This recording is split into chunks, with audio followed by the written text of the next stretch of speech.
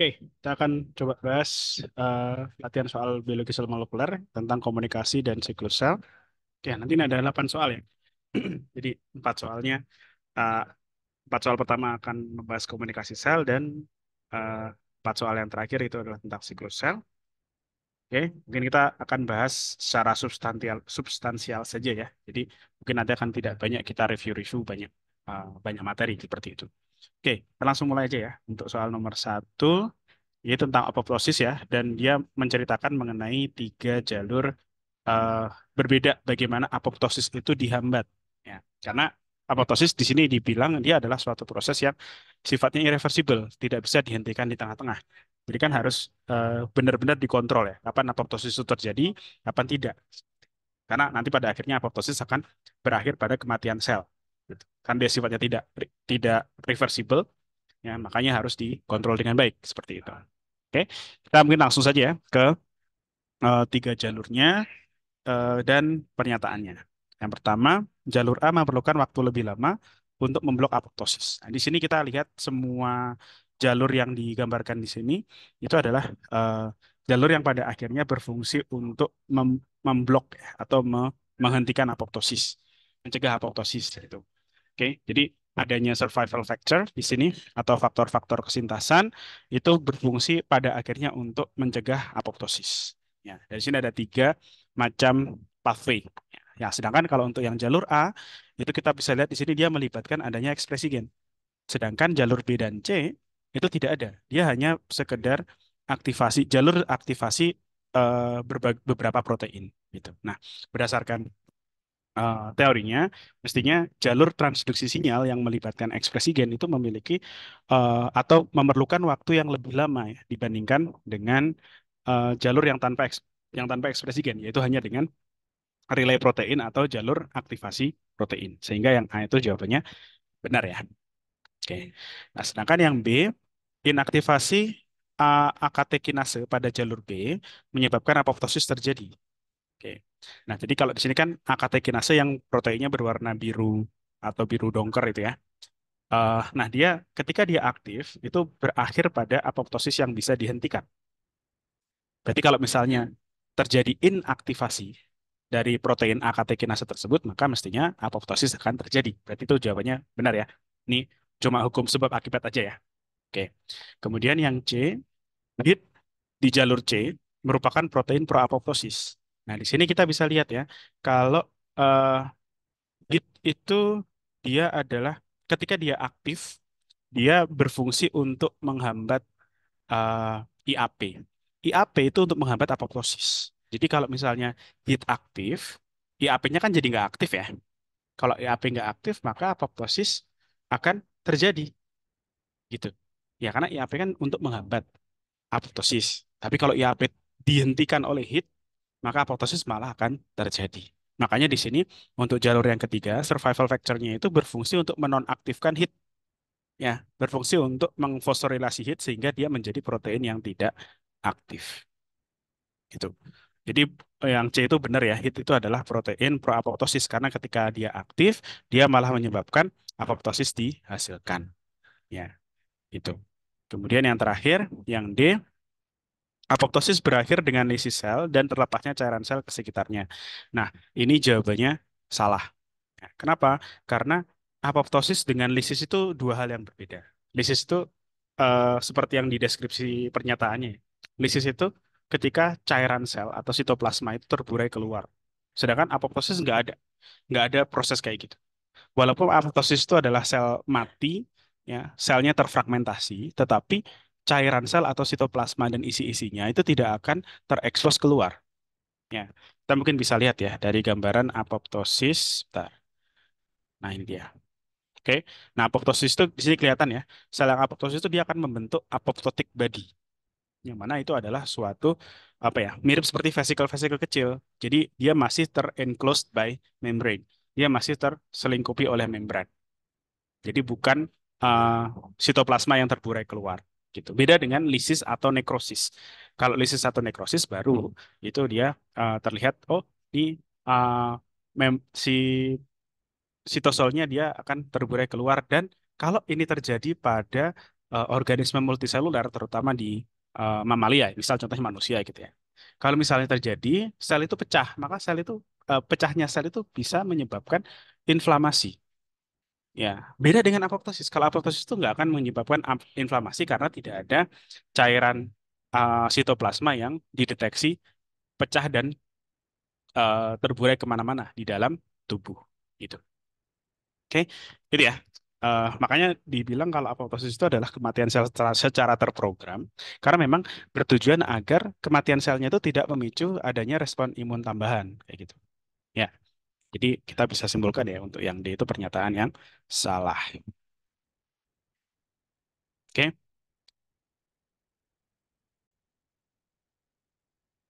oke. Selanjutnya ya, selanjutnya nomor 2, ini masih tentang eh, komunikasi sel ya. Oke, ini berhubungan dengan inflamasi. Berhubungan dengan yang pertama juga tadi berarti ya. Oke, nomor 2, respons inflamasi pada sistem pertahanan bawaan mamalia melibatkan senyawa prostaglandin. Ya, ini mungkin karena sudah belajar di bab tentang sistem imun ya. Oke, nah, prostaglandin itu adalah suatu molekul hidrokarbon panjang yang disintesis dari lipid membran. Pemrosesan awal prostaglandin diperlihatkan pada ilustrasi di bawah. Oke, oke, di sini mekanismenya ya. Jadi eh, dibilang di sini bahwa sinyal berupa molekul bradikinin dihasilkan ketika sel yang pecah. Nah, kemudian ia melekat pada reseptor di permukaan membran dan memicu aktivasi PLA2. Ya. Jadi pertama di sini nggak diperlihatkan ada molekul bradikinin, tapi cara kerjanya adalah bradikinin nempel pada reseptor membran, kemudian aktivasi PLA sehingga nanti proses ini jadi bisa terjadi ya pada akhirnya. Gitu. Nah kemudian setelah PGH2 dihasilkan, tiap jaringan akan memodifikasinya menghasilkan prostaglandin spesifik. Ya. Ini PGH2 kan produk akhir. Ya. Tapi kalau di jaringan yang berbeda, itu PGH2 bisa dimodifikasi menggunakan enzim lokal dari jaringan tersebut. Gitu. Nah, kemudian prostaglandin tersebut kemudian berdifusi keluar sel dan berperan sebagai sinyal untuk sel-sel di sekitarnya. Jadi kalau misalnya ada proses ini, kemudian prostaglandinnya berhasil dihasilkan terakhir, nah maka nanti prostaglandinnya bisa dipakai untuk mengaktifasi sel-sel yang ada di sekitarnya, gitu ya. Oke. Langsung untuk pernyataannya, yang A, molekul bradikinin dapat dihasilkan oleh sel-sel yang mengalami apoptosis. Ini tadi mirip ya dengan yang di atas. Jadi ini jawaban yang A itu salah ya. Karena di sini dibilang kalau bradikinin itu dihasilkan kalau selnya pecah. Sedangkan apoptosis tadi disebutkan di sebelumnya kalau apoptosis itu bukan pecahnya sel. Gitu. Oke ya, yang A salah. Yang B, fosfolipid yang diubah menjadi arachidonic acid kemungkinan besar adalah yang menghadap ke sisi sitosolik dan bukan yang menghadap ke luar sel. Eh, ya ini benar ya. Asam arakidonat itu ini ya, arachidonic acid. Nah, kan dia berasal dari eh, kan dia kita katakan merupakan molekul hidrokarbon panjang ya dari lipid membran. Berarti kan dia pasti berasal dari asam lemak. Ya. Nah, cuma karena di sini prosesnya terjadi di dalam sel, maka mestinya fosfolipid yang digunakan untuk menghasilkan prostaglandin adalah fosfolipid yang menghadap ke sitosol. Karena kan fosfolipid di sini juga digambarkan dia ada dua lapis ya. Bilayer fosfolipid pasti yang dipakai adalah fosfolipid yang menghadap ke sitosol gitu. Jadi yang B itu pernyataannya benar ya. Kemudian yang C, prostaglandin yang dihasilkan bertindak sebagai second messenger. Ini kalau berdasarkan soal salah ya. Karena di sini prostaglandin itu pas terakhirnya dia akan berdifusi keluar ya berdifusi keluar sel kemudian digunakan untuk oh mana tadi oh, ini digunakan untuk sinyal bagi sel-sel di sekitarnya. Berarti kan di sini prostaglandin berperan sebagai first messenger, sebagai sinyal yang datang dari luar ya, diterima oleh sel kemudian baru menghasilkan respon gitu. Gitu ya. Jadi yang C itu salah ya. Kalau untuk konteksnya di soal ini salah. Karena kalau misalnya kalian coba mencari-cari informasi tentang prostaglandin ya bisa ya kalau tidak salah prostaglandin itu sebenarnya juga berperan sebagai second messenger. Ya, cuma biasanya kalau kita mengerjakan soal kita sebisa mungkin fokus dengan apa yang diberikan di soal gitu ya. Data-data di soal. Karena data di soal dibilang prostaglandin itu dia akan berdifusi keluar dan diterima sel lain, maka bagi sel lain tersebut prostaglandin itu adalah first messenger. Ya. Ingat kalau second messenger itu dia adalah eh, molekul yang dihasilkan secara internal oleh sel yang menerima sinyal. Ya. Oke, dan cara kerja dari second messenger adalah berikatan dengan protein reseptornya. Mungkin kita sedikit review ya mengenai first messenger, second messenger. Sebentar ya.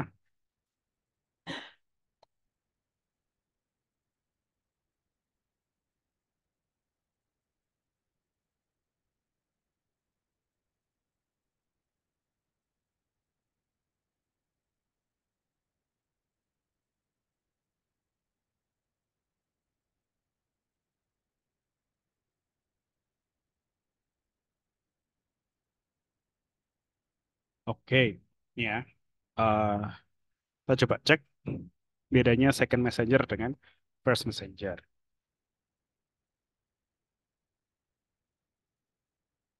Oke, tuh. Nah ini mungkin ini fungsi yang cukup jelas. Dengan konsepnya juga mirip dengan prostaglandin.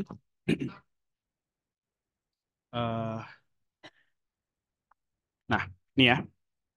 Oke, kita bisa lihat di sini dia adalah pemrosesan inositol trifosfat ya. Dia salah satu second messenger juga ya. Jadi di sini ada sinyal dari luar ya. Jadi dia mengaktifkan reseptor. Ya, di sini reseptornya adalah GPCR ya. G protein coupled receptor mengaktifkan protein G mengaktifkan fosfolipase C. Fosfolipase C akan memotong fosfolipid membran. Sama kan ya konsepnya ya. Oke, kalau tadi di soal, di sini ada bradikinin. Bradikinin akan menghasilkan prostaglandin dari hasil pemecahan fosfolipid membran. Gitu. Nah, nanti hasil pemecahan fosfolipid membran ini akan menghasilkan molekul IP3 atau inositol trifosfat. Dan kita bisa lihat di sini, inositol trifosfat itu dia ngapain sih? Dia ternyata berikatan dengan reseptornya yang ada di RA. Nah, berarti kan di sini konsepnya sama antara first messenger, ya, jadi ligan yang pertama dengan inositol trifosfat yang dihasilkan kemudian. Ya, itu adalah konsep dari second messenger ya, yaitu dia bekerja dengan berikatan terhadap protein reseptornya kayak gitu. Tapi dia berada di dalam sel ya dan dilakukan dan pembentukan second messenger itu terjadi setelah first messenger ya. Jadi terjadi pada sel yang sedang merespon adanya sinyal pertama. Nah, sedangkan kalau tadi di soal prostaglandin ya anggaplah ini prostaglandin, anggap aja ya. Oke. Oh, sorry. Nah, ini si prostaglandin itu dia akan berdifusi keluar ya. Kemudian baru si prostaglandin yang sudah keluar itu dia akan diterima oleh sel lain. Berarti bagi sel lain prostaglandin itu merupakan first messenger gitu. Oke, gitu ya. Aku kira cukup jelas ya. Ya nanti bisa dibaca kembali bab tentang komunikasi sel ya. Karena bab komunikasi sel itu sebenarnya pada dasarnya banyak ya. Akan banyak muncul tapi walaupun dalam bentuk yang lain ya. Misal di sistem hormon, sistem saraf gitu-gitu ya. Ada juga di ini ya perkembangan. Sebenarnya banyak karena ya memang komunikasi sel memang basic dari bagaimana sel itu melakukan koordinasi. Makanya banyak ditanyakan di bab-bab lain juga. Gitu. Nah kemudian, oke ya, eh, berarti B jawabannya, sorry, tadi C ya, C jawabannya salah ya. Jadi di kasus ini prostaglandin adalah first messenger bagi eh, sel lain kayak gitu. Nah, kemudian yang D, jika dilihat dari bentuk molekul prostaglandin, reseptor yang mengenali molekul tersebut kemungkinan besar berada di permukaan sel. Ini juga salah ya, karena prostaglandin pada dasarnya adalah hidrokarbon, ya dia sifatnya hidrofobik. Nah, ketika dia difusi keluar, kemudian diterima oleh sel lain, mestinya kemungkinan besar ya, prostaglandin itu akan memiliki reseptor intraselular karena dia sifatnya tadi ya, hidrofobik atau non polar. Ya, dia disebut hidrofobik non polar karena memiliki struktur yang kebanyakan berisi hidrokarbon seperti itu. Oke, itu untuk nomor dua ya. Oke, eh, nanti bisa disimpulkan sendiri ya jawabannya BS-BS-nya. Oke, nah kemudian eh, selanjutnya ya nomor tiga. Oke, nomor tiga ini juga masih berhubungan dengan hormon ya. Oke, ya, makanya komunikasi sel itu ya tadi dikatakan dia bisa jadi dikeluarkan di soal-soal bab lain kayak gitu ya. Oke, kita coba yang nomor tiga ya. Oke, di sini adalah mekanisme hormon ADH ya. ADH antidiuretik hormon ya. Oke, di sini sebenarnya kalau di Olimpiade itu kita wajib ya menghafalkan ADH itu bentuk hormonnya apa gitu. Apakah dia peptida, apakah dia asam amino, apakah dia lipid kayak gitu, ya. Tapi sebenarnya tidak selalu harus hafal karena seringkali di soal pun juga ada petunjuk-petunjuk yang bisa apa, membantu kita ya untuk menjawab pertanyaan-pertanyaan seputar sifat dari hormonal tersebut ya. Misal contohnya eh, yang A ya, mekanisme penerimaan sinyal seperti label satu umumnya terjadi jika ligan bekerja merupakan turunan lipid. Nah, di sini ligannya kan ADH ya. Ligan yang datang itu adalah ADH. Oke, dan ADH itu dia menempelnya itu di reseptor di permukaan sel. Berarti kalau reseptor di permukaan sel, maka ADH itu sifatnya hidrofilik atau polar. Ya, berarti dia bukan turunan lipid. Nah, misal seperti itu ya. Jadi kan kita nggak perlu, sebenarnya ya perlu kita hafalkan kalau untuk hormon ya. Cuma ternyata untuk mengerjakan soal itu tidak selalu harus hafalan, gitu ya. Oke. Oh, berarti di sini uh, hormon yang turunan lipid mestinya dia memiliki reseptor-reseptor intraseluler ya. Nah, reseptor intraseluler itu bisa jadi sitosol, di uh, di organel-organel ataupun di nukleus gitu ya. Seperti itu. Nah, tapi di sini berhubung ADH adalah dia memiliki reseptor di permukaan sel, maka dia sifatnya hidrofilik dan mestinya bukan turunan lipid. Ya, jadi yang A salah, kemudian yang B, pemrosesan sinyal yang ditujukan oleh label 2 dan 3 melibatkan penempelan ligan pada protein reseptor. Nah, ini 2 dan 3 itu adalah pemrosesan yang menghasilkan CAMP ya. CAMP itu adalah second messenger. Nah, ini tadi yang dijelaskan sebelumnya ya. Second messenger itu cara kerjanya adalah dengan nempel pada reseptornya. Nah, dalam konteks ini walaupun tidak ditampilkan, kita harus tahu CAMP itu adalah suatu second messenger ya. Dan dia bekerja dengan menempel pada protein kinase A. Jadi B itu pernyataan yang benar ya. 2 dan 3 melibatkan penempelan ligan pada reseptor. Itu benar. Itu maksudnya adalah CAMP, cara kerja dari CAMP yang dia nempel pada reseptornya yaitu protein kinase A dan nanti dia akan berfungsi untuk menghasilkan respons. Gitu. Kemudian yang C, reseptor seluler berlabel 4, respons seluler berlabel 4 memerlukan peran sitoskelet yang tersusun atas keratin. Ini salah ya. Ini proses 4 itu adalah eksositosis, ya eksositosis dari vesikel ya, akibat dari aktivasi protein kinase A. Nah, eksositosis itu melibatkan pergerakan vesikel, ya. Sedangkan pergerakan vesikel itu membutuhkan sitoskelet tapi mikrotubul atau tersusun atas tubulin, ya. Jadi bukan keratin. Nah, kalau keratin itu dia adalah filamen intermediate ya. Jadi dia tidak berfungsi untuk pergerakan vesikel. Oke, jadi yang C itu salah ya. Jadi mestinya ini tersusun atas tubulin. Nah, kemudian kalau yang D, struktur yang ditandai oleh X tidak memiliki struktur sitoskelet. Nah, X itu adalah eh, tight junction atau junction ketat. Nah, dia adalah tipe junction yang tidak ada sitoskeletnya. Sitoskelet itu kalau di junction itu adanya di desmosom. Ya, oke. Nanti kita bisa coba cek ya. Bentar ya. Oh ya, pertama mungkin kenapa kita bisa tahu dia adalah tight junction karena dia letaknya ada di sisi yang sebelah apikal dari uh, sel epitel ini ya, tubulus di ginjal. Oke, kalau epitel itu kan dia punya bagian apikal dan ada bagian basal ya.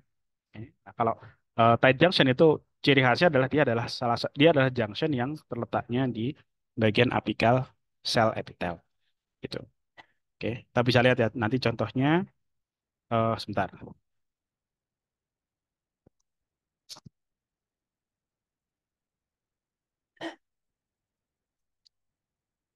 Oke, ini ya, itu bagian paling akhir. Nah ini kalau kita lihat junction kan ada 3 ya. Nanti bisa dicek kembali, ya. Bisa di pause kalau diperlukan, ya.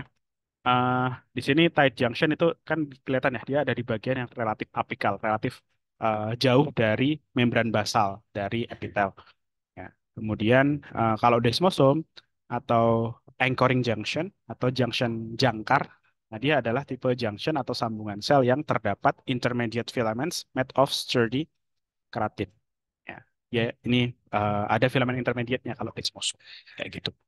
Ya, kalau gap junction ya itu standar ya, dia adalah junction yang bisa menyebabkan adanya transfer zat atau transfer sitoplasma antar sel yang bersebelahan. Gitu. Oke, itu ya. Eh, oke, nah jadi kita bisa em, lanjutkan berarti ya. Jadi pernyataan D itu salah. Ini kayaknya ada yang ada panah yang tidak keikut nih. Ini mestinya ada ini, ada panahnya di sini. Panah yang dia bentuknya mental gitu ya. Jadi panah masuk terus panah keluar, dia nggak bisa nembus struktur X. Ya, itu sebenarnya itu berfungsi untuk menekankan. kalau itu adalah benar-benar tight junction. Karena fungsi dari tight junction memang untuk me- mencegah supaya tidak ada zat yang lewat celah antar sel kayak gitu. Oke, oke lah. Tapi uh, dengan melihat dia ada di bagian apikal itu cukup untuk ini, menyatakan dia adalah tight junction. Oke, itu nomor 3. Kemudian nomor 4, seorang ilmuwan telah mengobservasi dua jenis mekanisme penerimaan sinyal. Dia melakukan percobaan dengan memberikan sinyal yang sesuai terhadap dua sistem komunikasi sel. Oke, kemudian ia mencatat dua parameter penting yaitu kuat respons dan jumlah protein terfosforilasi ya, sampai 60 menit.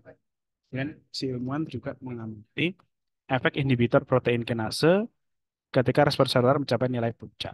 Berikut hasil yang didapatkan ilmuwan tersebut. Ini ya, ini ada dua, dua, dua mekanisme pensinyalan ya. Oke. Yang pertama yang dikasih warna biru itu eh, dia lebih cepat ya. Menit setelah sinyal dilepaskan, dia lebih responnya itu terjadi lebih cepat ya. Dia 2 menit sudah ada responnya. Sedangkan kalau yang warna kuning itu responnya itu relatif lebih lambat ya. Jadi responnya baru terjadi secara kuat di menit ke-30. Kayak gitu. Jadi di sini kita sebenarnya bisa menyimpulkan, oh kemungkinan besar yang diwakili dengan warna biru atau respon sistem A, itu kemungkinan besar dia melibatkan jalur transduksi sinyal yang lebih cepat ya, yaitu jalur relay. Ya, jalur relay atau mungkin bisa juga second messenger ya. Nah, sedangkan bagian yang mekanisme yang kuning ya karena dia responnya lebih lambat ya, dibutuh waktu lebih lama, kemungkinan besar dia adalah eh, mekanisme transduksi sinyal yang melibatkan ekspresi gen gitu. Oke. Nah, kemudian di soal juga kita bisa lihat eh, ketika dikasih inhibitor protein kinase. Protein kinase itu kan protein yang fungsinya untuk memfosforilasi ya, untuk eh, mengapa namanya? Memberikan fosfat pada molekul lain dari ATP. Nah, itu fosforilasi artinya. Ini kalau misalnya ditambah inhibitor fosforilasi, protein kinase, nah dia kuat responnya itu baik sistem A maupun sistem B sama-sama turun ya. Turunnya cukup signifikan walaupun responnya itu lebih apa ya, lebih berdampak pada A. Tapi keduanya tetap lumayan signifikan ya. Dia beda 40% itu lumayan. Ya, oke. Eh, nah, kemudian kita coba yang A ya. Sistem A kemungkinan memiliki reseptor di membran plasma. Ini yang A itu tadi kan dia lebih cepat ya responnya. Itu benar ya, karena eh, biasanya respon yang cepat itu adalah respon yang terjadi di sitoplasma dan reseptornya ada di membran plasma. Mungkin kita lihat contoh slide-nya ya.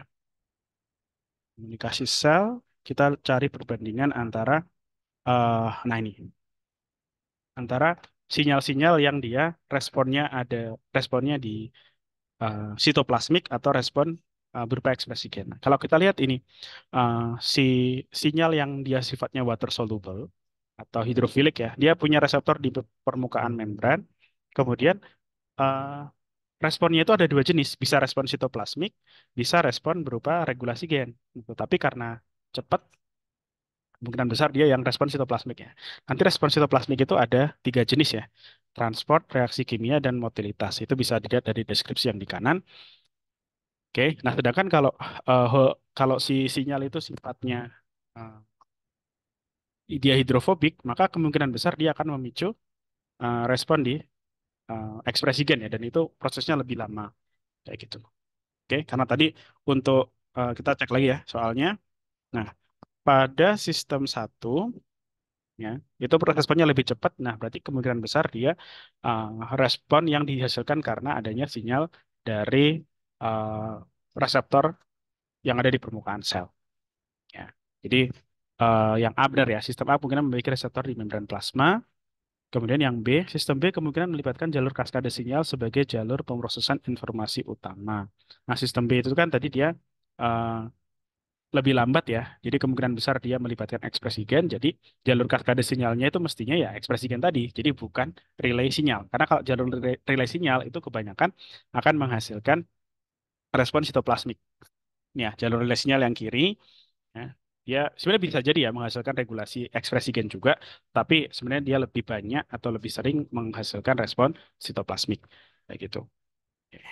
Jadi jawabannya yang B itu salah ya. Jadi jalur kaskade sinyal utamanya kemungkinan besar adalah ya langsung, dia langsung eh, ekspresi gen kayak gitu.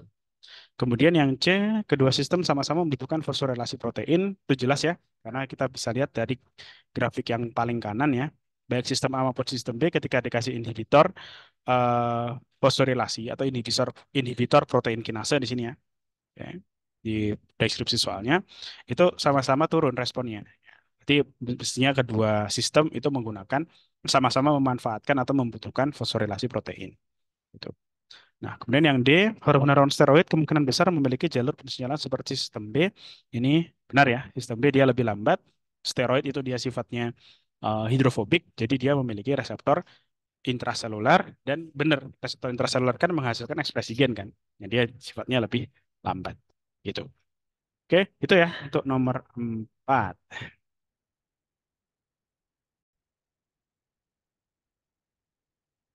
Oke, kita lanjutkan soal nomor 5 ya.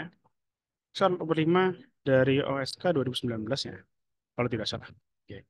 Jadi di sini ada perhitungan jumlah sel ya. Jadi walaupun kita tidak selalu harus tahu ini maksud dari metodenya apa sih gitu. Tapi kita bisa lihat dari hasilnya, dari grafiknya. Oh, di sini eh, sel yang tipe A dia memiliki jumlah DNA itu relatifnya satu dan jumlah selnya paling banyak ya.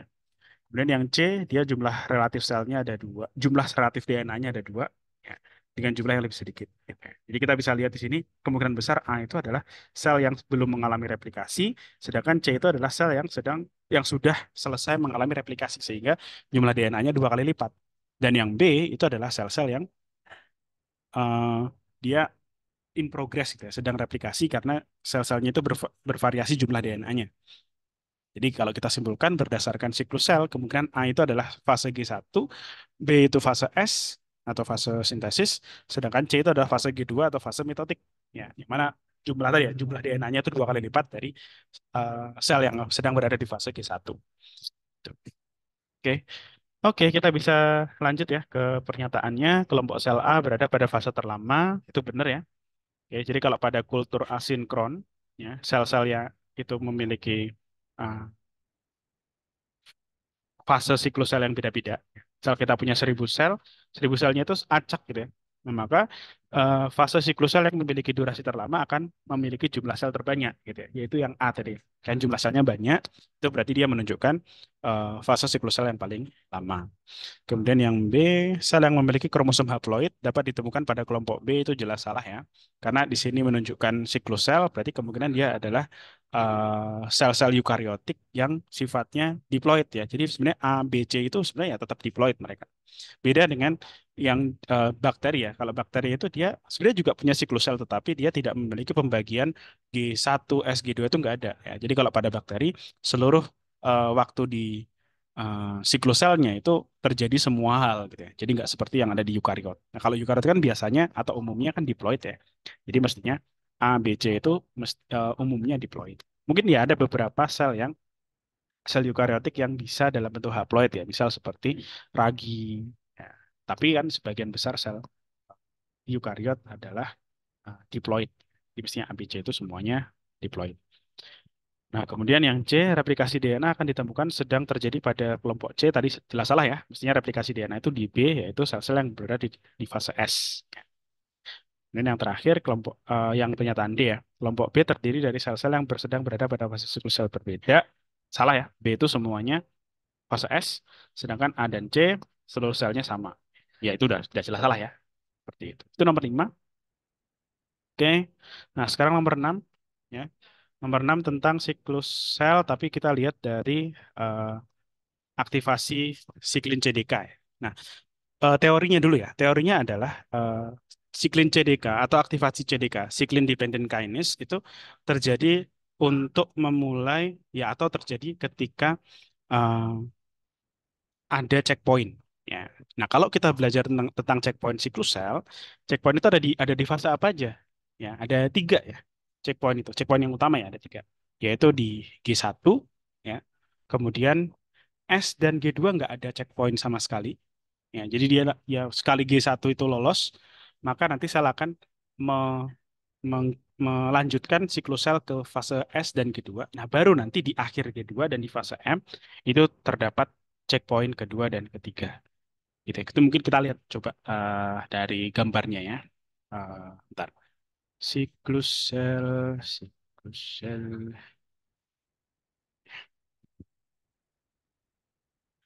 Oke. Nah, ini ya kurang lebih untuk gambar checkpointnya. Ya, checkpoint itu ada di G1, di akhir banget G2 dan di fase M. Jadi di fase S dan di pertengahan G2 itu nggak ada apa-apa. Kayak gitu. Nah, checkpoint itu ditandai dengan apa? Dia ditandai dengan adanya aktivasi CDK. Ya, CDK itu adalah suatu protein ya. Suatu protein yang sebenarnya dia dihasilkan terus-terusan di dalam sel atau sifatnya konstitutif, tapi dia akan aktif ketika ada siklin. Ya, ketika ada siklin yang eh, berada dalam konsentrasi tertentu. Nah, siklin inilah yang jumlahnya dikontrol ya. Jadi setiap fase siklus sel itu memiliki siklin masing-masing dan ketika jumlah siklin itu sudah cukup banyak, maka dia akan mengaktifasi CDK dan bertindak sebagai checkpoint gitu. Checkpoint itu biasanya untuk mengecek apakah sel itu bisa lanjut ke fase berikutnya atau enggak gitu ya. Dia ada beberapa parameter yang dicek seperti itu. Nah, kemudian ini kalau kita lihat dari basicnya tadi ya, oh CDK atau checkpoint itu ada di akhir dari G1, akhir dari G2, dan di fase M. Jadi kita bisa simpulkan di A sama B itu kan nggak ada eh, aktivasi CDK sama sekali kan. Nah, maka kita bisa simpulkan, oh berarti kemungkinan besar A dan B itu dia adalah fase M dan fase G2. Gitu. Oke. Karena tadi ya, sorry, fase M sama G2, sorry. Fase S dan fase G2. Di itu kesimpulan kita ya. Berarti eh, A itu fase S, B itu G2, C itu fase M, D itu G1. Dah, itu. Jadi kita bisa cek untuk eh, apa namanya pernyataannya ya. Huruf X pada grafik merepresentasikan G1S siklin yang bertanggung jawab dalam menstimulasi dimulainya fase S pada sel. Yang X ya. Nah ini benar ya. X dia adalah G1S siklin. Dia mengaktifasi XCDK. Ya, berarti dia stimulasi dimulainya fase S ya. Karena A itu adalah fase S tadi. Betul. Ingat tadi A itu S, B itu G2, C itu M, D itu G1. Ya. Kemudian yang B, huruf B merepresentasikan fase G2. Berarti ya udah terjawab ya. B itu jawabannya benar. APCC eh, merupakan protein yang bertanggung jawab pada salah satu fase yang melibatkan pembelahan inti. Nah, kita APCC itu kan di ini ya, di fase C ya. Sedangkan C tadi kan memang fase M. Ya, jadi yang C ini pernyataan benar ya. Merupakan protein yang bertanggung jawab pada salah satu fase pada pembelahan inti. Walaupun kita nggak tahu APCC itu fungsinya ngapain sih gitu. Tapi kan kita tahu APCC itu aktifnya di fase C. Sedangkan fase C itu adalah fase mitotik, fase M. Ya berarti kita bisa simpulkan dengan cukup eh, percaya diri ya. Oh, APCC ya pasti dia punya fungsi di fase M tersebut. Gitu. Oke. Nah, kemudian yang D, penggandaan sentrosom terjadi pada fase D. D, mana D, mana D, mana D. D itu adalah G1 ya. Penggandaan sentrosom itu salah ya. Penggandaan sentrosom itu kalau tidak salah dia di interfase tapi di bagian akhir ya, itu fase G2. Ya, kita coba cek ya di siklus sel sambil mengkonfirmasi. Kadang lupa juga guys.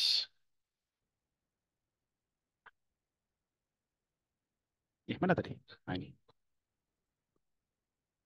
Nah, ini dia. G2 of interfase ya. Sentrosom itu dia membelah jadi dua. Ya. Oke, jadi bukan di G1. Ya. Oke, berarti yang salah tadi ya. Penggunaan sentrum di fase G itu salah. Oke. Selanjutnya nomor 7. Ini SDS page ya. SDS page itu adalah electrophoresis protein. Dia pengen mengecek protein itu dia akan terekspresinya itu naik atau turun. Karena di sini percobaannya itu melibatkan ada sel punca epidermal dipindahkan ke media kultur tanpa serum. Itu artinya dia nggak dikasih makan ya. Nah, apa yang terjadi kalau sel itu nggak dikasih makan dalam jangka waktu tertentu, maka dia akan berhenti membelah. Ya, dia akan berhenti di salah satu di tahap-tahapan siklus sel yang memerlukan banyak energi, yaitu di mana? Di tahapan G1. Ya. Jadi biasanya ketika ada percobaan, kemudian kita pengen membuat sel itu berada dalam satu fase siklus sel yang sama, kita biasanya kasih jumlah makanannya itu minimal supaya sel tersebut tidak lanjut ke fase S.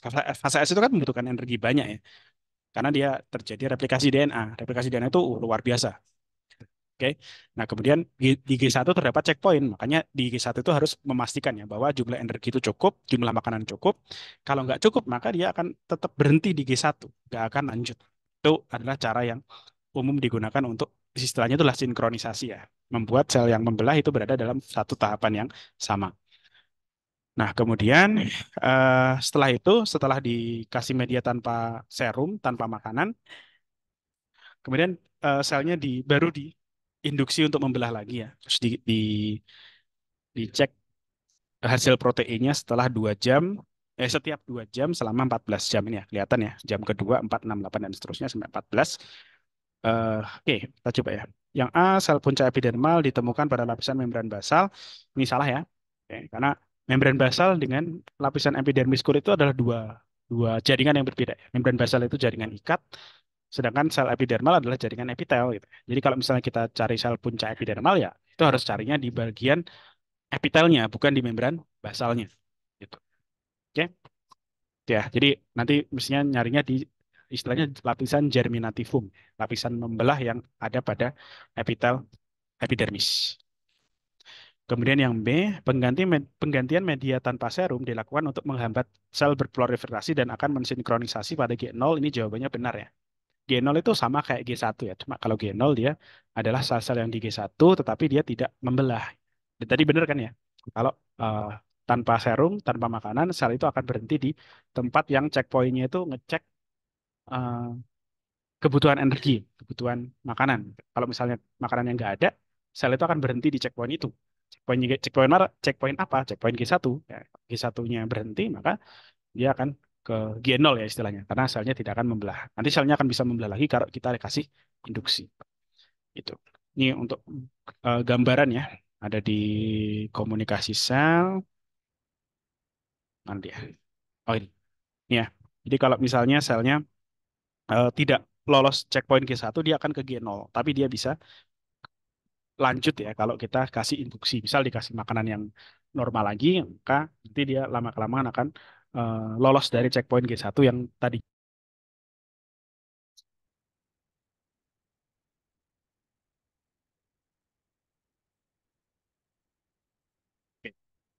Eh, sorry, tadi lepas koneksi. Ya, terakhir ya. Oh, belum kan terakhir. Kita tadi baru yang B ya. Kemudian kita cek yang C. Beberapa pita protein pada gel menunjukkan peningkatan setelah 4 jam inkubasi dan berlangsung selama 14 jam. Ini salah ya. Oke. Peningkatan protein setelah 4 jam inkubasi itu sebenarnya benar. Ya. Tapi dia berlangsung sampai jam ke-14, bukan selama 14 jam. Ya, bukan berlangsung selama 14 jam, tetapi sampai jam ke-14 itu beda ya. Berlangsung sampai selama 14 jam berarti kan jam keempat sampai nambah 14 jam ya. Berarti kan sampai jam ke-18. Mestinya kayak gitu. Terus ditambah lagi dia juga peningkatan proteinnya itu hanya terjadi pada satu protein saja ya. Satu pita protein saja yang dia nebel. Mungkin ada nih satu protein yang nebelnya tapi di eh, jam ke-6 gitu ya. Jadi ya salah lah ya yang C itu. Tidak sesuai. Beberapanya salah, kemudian sampai selama 14 jam juga salah. Misalnya sampai 14, sampai jam ke-14 misalnya gitu. Kemudian yang D, dari hasil di atas maka dapat diketahui fase S itu adalah jam kedua sampai keempat. Itu kita nggak tahu. Ya. Jam kedua sampai jam keempat karena kita cuma tahu di sini ada protein yang beda, yang ekspresinya berubah itu doang. Ya. Dan itu bukan merupakan indikasi kuat terdapat eh, progres dari siklus sel. Kita nggak bisa lihat karena kecuali kita sudah tahu ini protein apa. Nah, misalnya kan ini kita nggak tahu. Jadi perubahan ekspresi gen itu tidak selalu menandakan, maksudnya eh, bukan selalu pertanda dari eh, perubahan fase gitu ya. Bisa jadi satu fase siklus sel yang sama tapi ekspresinya berubah ya bisa jadi kayak gitu. Ya, jadi yang D itu salah. Oke, nah terakhir ya soal nomor 8. Oke, ini perbedaan mitosis dan meiosis. Ya. Oke, kita cek langsung aja ya. Yang A, pindah silang terjadi pada mitosis setelah terjadi antara dua sister kromatid. Ini salah ya. Mitosis itu tidak terjadi pindah silang. Ya. Oke, pindah silang itu terjadinya pada meiosis. Ini kelihatan juga dari gambar. Ya, meiosis di sini terjadi pindah silang sehingga eh, kromosom-kromosom yang dikasih warna merah itu ada sedikit warna birunya dan sebaliknya. Ya, kromosom warna biru ada sedikit warna merahnya. Gitu. Itu menandakan pindah silang ya. Dan pindah silang terjadinya pada kromosom homolog, bukan sister kromatid. Ya. Kemudian yang B, duplikasi sentrosom terjadi dua kali selama meiosis. Salah ya. Duplikasi cuma terjadi sekali, ya, menghasilkan sister kromatid. Ya, ketika setelah meiosis pertama, itu tidak terjadi duplikasi kromosom untuk kedua kali ya. Jadi cuma sekali. Ya. Kemudian yang C, sel tahapan X bersifat diploid. Itu salah. X itu dia setelah eh meiosis satu ya, setelah pembelahan meiosis satu. Pembelahan meiosis satu itu dia me- me- me- me- me- me- memisahkan, nah, memisahkan kromosom homolog ya. Jadi homolognya sudah terpisah. Jadi walaupun di sini kromosomnya masih berpasangan, tapi pasangannya adalah sister kromatid. Definisi dari dia diploid atau haploid adalah berdasarkan jumlah homolog. Kalau suatu sel kromosom-kromosomnya punya homolog, berarti dia diploid. Kalau nggak punya homolog, berarti dia haploid. Nah, sedangkan di sini karena meiosis satu memisahkan homolog, homolognya dipisah satu sama lain, maka setiap sel anakan yang dihasilkan udah nggak punya homolog lagi, berarti dia termasuk sel yang haploid. Ya, terakhir, yang D, tubuh tumbuhan lumut terdiri atas sel-sel yang memiliki materi genetik seperti sel Y itu benar. Karena tumbuhan lumut, ya, itu kalau kalian belajar tentang metagenesis, tumbuhan lumut itu adalah fase gametofit yang mana dia sifatnya haploid dan itu mestinya memiliki materi genetik seperti yang ada pada sel Y, yaitu sama-sama haploid. Oke, itu untuk pembahasan yang soal ini. Nanti untuk eh, link soalnya kalian bisa cek di deskripsi. Oke, itu mungkin ya. Terima kasih semua. Semangat belajarnya. Assalamualaikum warahmatullahi wabarakatuh.